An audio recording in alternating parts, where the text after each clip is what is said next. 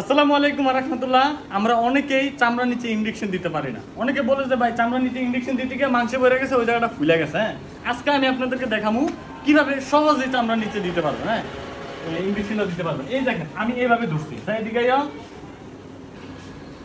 এই দেখেন যখন এইবার এই যে এখানে চামড়া আছে না, এখানে যখন টান দিবেন তখন কিন্তু আমি ভালো করে দেখাই। যখন চামড়াটা এইভাবে টান দিবেন, এইভাবে টান দেওয়ার পরে যখন এমনি লম্বালম্বি কিন্তু হয়ে গেছে। হ্যাঁ, এন্ড এই লম্বালম্বি অবস্থায়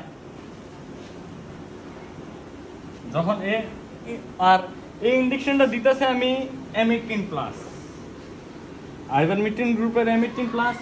আমার এই গরুটার একটু পশমটা উঠে যাইতেছে। হ্যাঁ, এটা এই মানে এই গরুটার পশমটা একটু উঠে যাইতেছে, সবগুলোই ঠিক হয়ে গেছে। এখন এইটা উঠে যাইতেছে, এখন এটা দিলে ঠিক হয়ে যাবে ইনশাল্লাহ। এখন আমি আপনাদেরকে দেখাই, যখন এভাবে টান দিবেন, এভাবে টান দেওয়ার পরে কিন্তু এরকম একটা লম্বালম্বি হয়ে গেছে।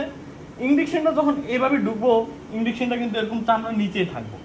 আমরা অনেকে কি করে এমনি দেই বা যেমনি দেই, এই মাংস বেরো যায়। যখন এমনি দিবেন তখন কিন্তু এই ইয়াতেই থাকবো, চামড়াতেই পড়বে। হ্যাঁ, এই দেখেন